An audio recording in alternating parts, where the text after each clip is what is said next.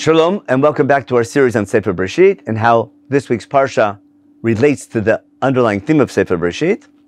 And today we begin the particular section of Sefer Bereishit where God enters a covenant with Avraham Avinu to become a nation that's going to represent God and be involved in world history and have an effect on other people as well. I want to begin with the famous psukim in the beginning where God tells Avram to begin a journey. Etc.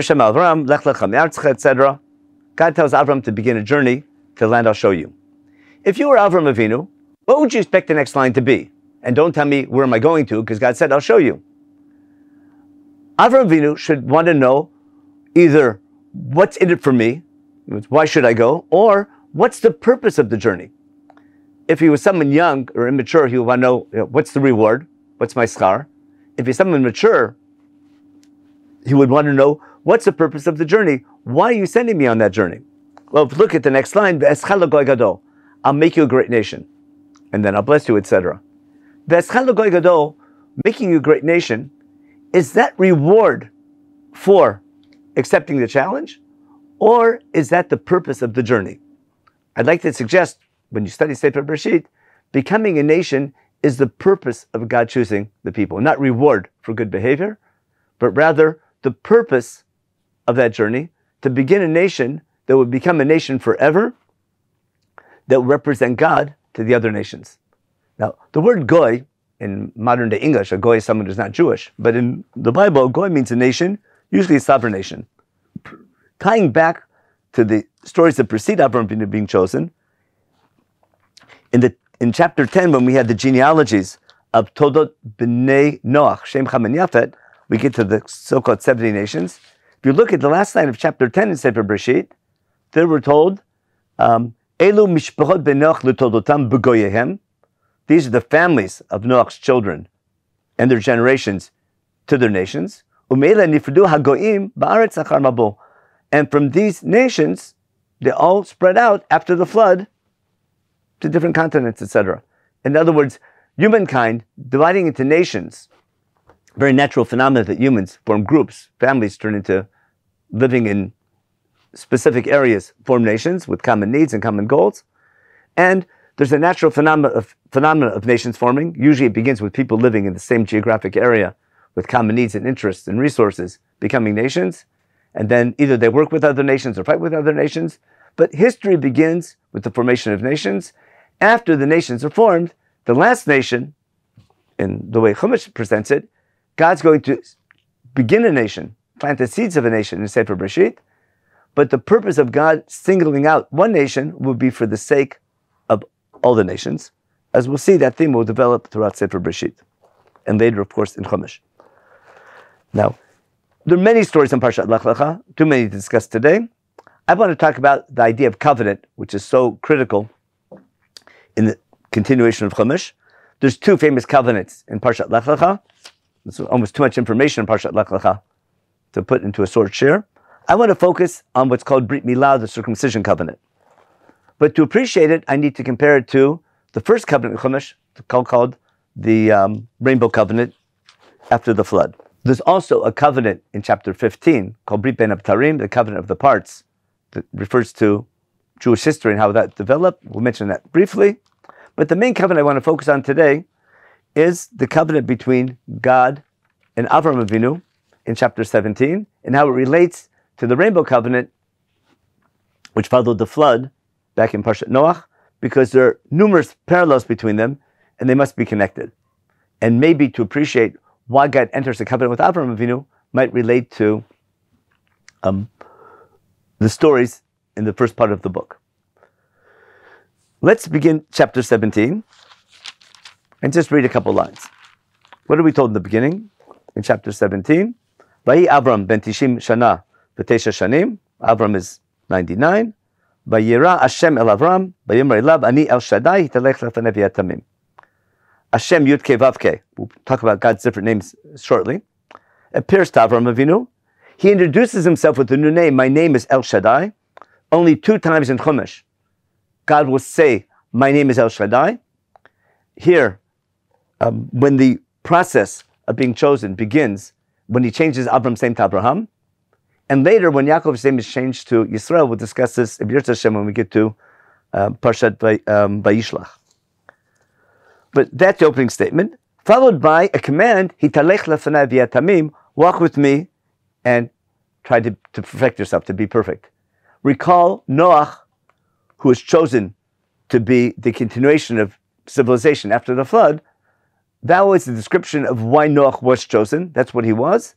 This is what Avram needs to be. So already we see a parallel between the flood story and Avram Avinu being chosen. But the parallel will become stronger and stronger, as we see. Verse 3, Pasuk Bet, verse 2. I'm going to make a covenant between me and you, and I'll multiply you. We have the theme of Pru Urvu many times ever since creation, also after the flood.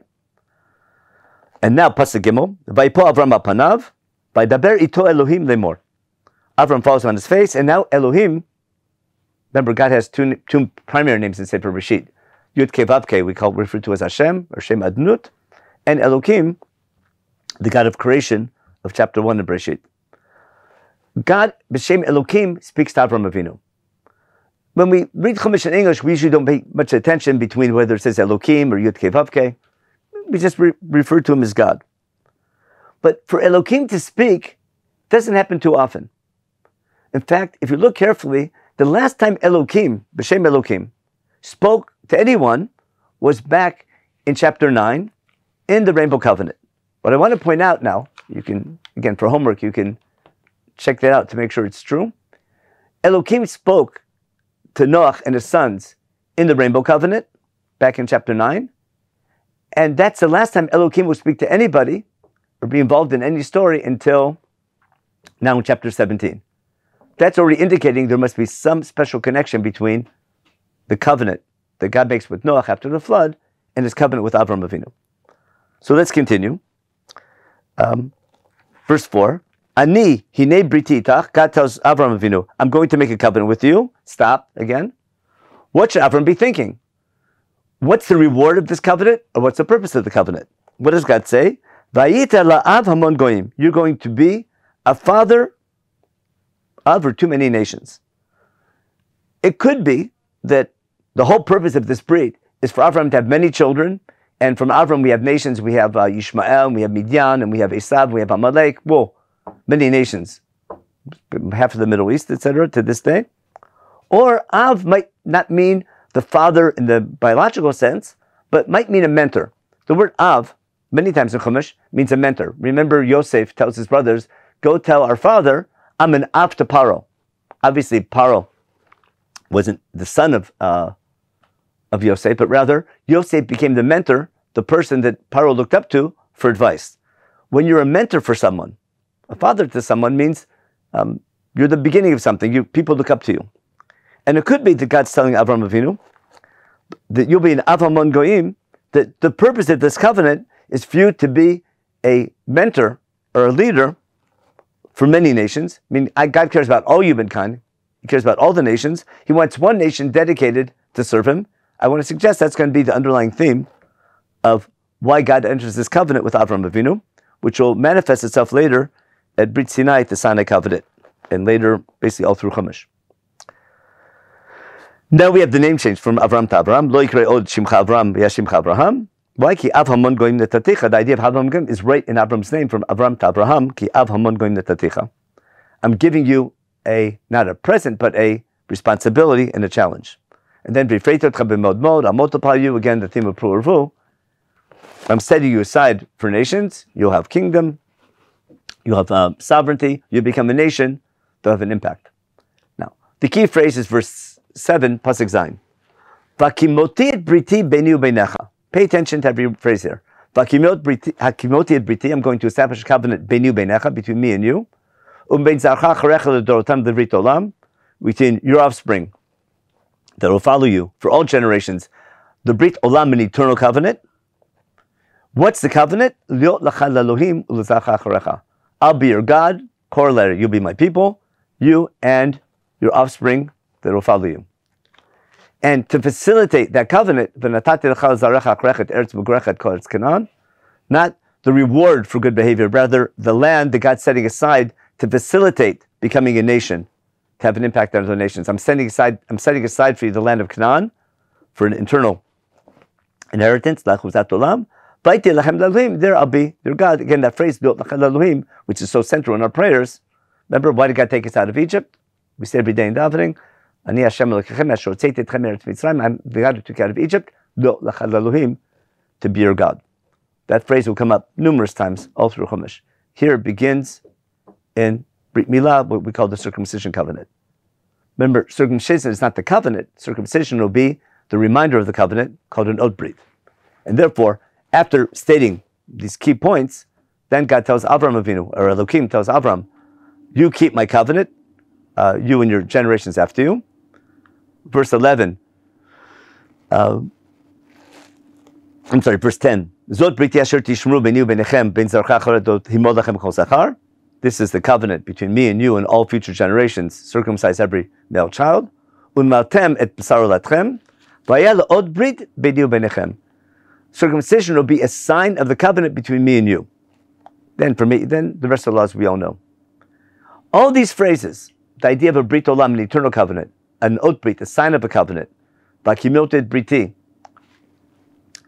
establishing a covenant, a brit olam, we're going to find the exact same things earlier in chapter 9 in the covenant that God made with Noah. Let's take a look at that. Again, in chapter 9, verse 8, back in Bereishit, right after the flood is over, after we have what we call the 7 Noachite laws, when Noach blesses Avram Avinu. When God blesses Noah, when Elohim blesses Noach and his sons, Puravu, and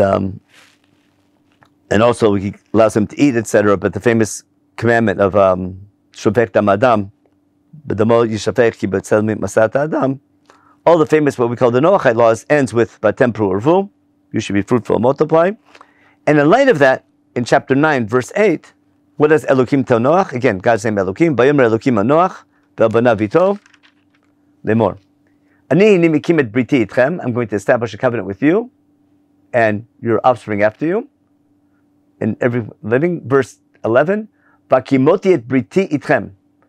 The same phrase. I'm going to establish a covenant with you.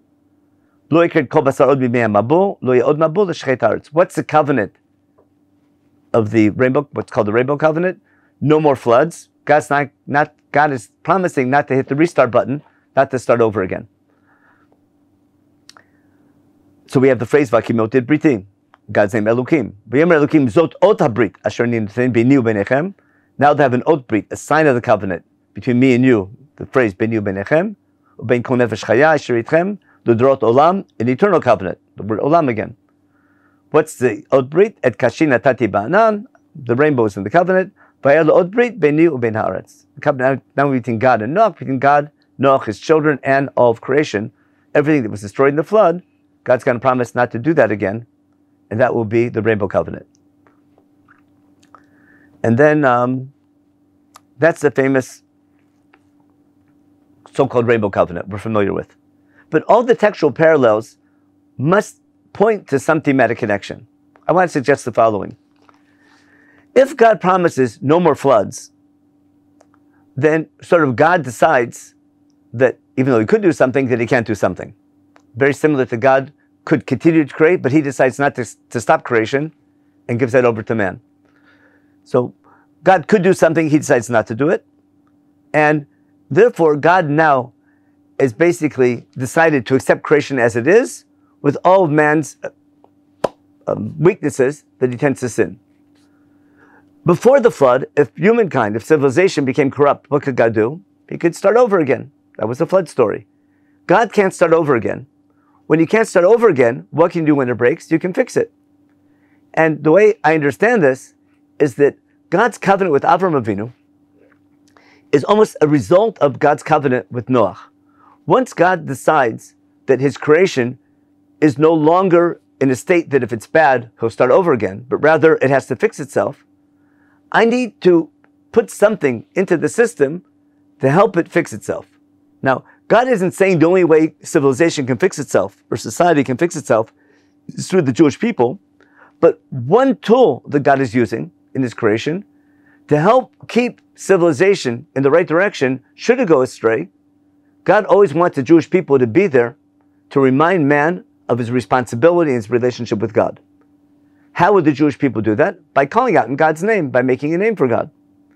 But the God who created not just nature, but also civilization and humankind, and the God who spread man to the different nations, basically natural history, God is still involved in our creation, and therefore God's going to choose a nation, and the goal of that nation will be to be there, to be sort of this model nation, this Av Hamon Goyim, that hopefully other nations can learn from, and should humankind go astray, the hope is someone can fix it. How do you fix it? Either, basically, what's called behavior is contagious. Everyone knows we want to send our kids to this program that has the best kids in it. Because we know that behavior is contagious, and therefore, if there's one group of people acting properly, maybe they have an effect on other nations as well. So in light of that, it could be there are all these parallels between the covenant of the rainbow and the covenant with God with Avraham Avinu is coming to sort of give us a direction of the underlying reason of why God's picking a people. Why is he picking a nation? We're living in a world of what's called tikkun, of fixing things. God no longer expects man to be perfect. He wants him to perfect. He can learn from his mistakes. Am Yisrael is going to be a nation that God will enter a covenant with, who give a set of laws, and we'll see later on, the laws that we're going to receive will be to guide our behavior to accomplish that goal, but we also can serve God not only by being perfect, but by learning from our mistakes. That's the whole theme later we'll see of God's attributes of mercy, that not only does God involved and can punish for our bad behavior, he's willing to give us a chance to understand what we've done wrong, grow from it, and do better. So that's the background of Brit Milah, and I think that's why it's so central in the beginning of the life of Avraham Avinu, right before he's going to have a child. If Avraham is going to have a child, Yitzchak, who's going to continue this covenant. Remember, Ki Bitzchak Yikarei Chazara, that would be the end of the Brit Milah story. We need a nation that begins with this idea of Hitalech lefnei v'yatamim. I have expectations from you, how you have to behave. You'll be there forever. You need to become a nation, to have an effect on other nations. But the core underlying purpose of why God's picking a nation begins here with Brit Milah. Now, earlier, God had made an earlier covenant, B'Shem Yud Kei Vav Kei, called Brit Ben Abtarim. We'll deal with that again in a later share. That is God's name, Yud Kei Vav Kei. But if I want to go back and tie these names of God, Elokim and Yud Kei Vav Kei, to a bigger theme going on in Chumash, relating to why God's choosing a people, Elokim we found in the story of creation, where God makes what we call nature. Yud Kei Vav Kei is God's name in the story of Gan Eden, where God has expectations for man, man's job is to serve God, and there's reward and punishment for good behavior and bad behavior. Man is held to a standard, and God's involved in the life of man. Before I talk about a God who's involved in our lives, first we have to know who this God is, and that there's one God and not many gods. And that's why God's name in creation, Elokim in the plural, is specifically in the plural, to tell you that all the different powers of nature, the sun, the moon, vegetation, animals, basically every power of nature that we find in the creation story, all stems from one God. And therefore, Chumash teaches us this by conjugating name of God Elohim, which means many gods, in the singular. And therefore, we say, when we talk about many gods, we say Elohim. When we talk about our God, we say Elokim. We say Vayomer Elokim. We conjugate God in the singular, not in the plural, to teach us that all the powers of nature all stem from one God. We call that monotheism. But I can believe in this God. I can be in awe. I can be in awe of nature. I can be in awe how amazing this God is. But then the question is he involved in our lives? I need the Shem Yud Kei Vav Kei, which means God's presence is felt. His presence is here, like liot, to be. And that there is retribution, there's schar and onesh, there's reward and punishment for man's deeds, especially at the society level. In other words, and God will use the powers of nature to either reward and punish man based on his behavior. That's a key theme throughout Chumash. Now, knowing that Hashem, Yud Kei Vav Kei, his presence is felt, but who's that God? He's Elokim, the God of creation. Of course, we make a big deal about that at the end of Yom Kippur, when we scream out, Hashem Hu Elokim, the God who watches over us. and rewards and punishes for our behavior and has expectations, he's the God who created all the powers of nature. And therefore, a nation being chosen to make a name for God, making God's reputation great, that was the topic of our shir on Parashat Noach, and relating back to what we did in Sefer Bereishit as well, and Parashat Bereishit as well, then if there's a nation who makes a name for God, calls out in God's name, and is a model that receives reward for good behavior and is punished for bad behavior, if that is a nation that other nations have contact with, that's located, we'll see later on, in a key location on the globe, between different civilizations, between Mesopotamia and Egypt, the land of Canaan that God promises Abraham Avinu in Brit Milah, relates very much to that theme of having an impact on other nations, because our location is very central in world history. Then the hope is that if people understand not only that there is a God, but that God rewards good behavior and punishes bad behavior, then if people internalize that idea, that should lead to good behavior. It's Am Yisroel's job to talk about that God, to act in a way and receive reward for that good behavior that would teach that lesson to other nations as well. And our hope in becoming that nation is that the challenge of starting a nation and being that nation forever, that's always going to be on the globe, always be involved with other societies as well, but be a nation and have its own identity, but act in a way that sanctifies God, that's going to be an eternal covenant, a brit olam between God and his people. It's a challenge. It's not a promise what will be, it's what can be. It's always our challenge. If we live up to it, that's what's up to us, and hopefully we can take that challenge and continue to improve on it as our generations continue. Everyone should have a wonderful week.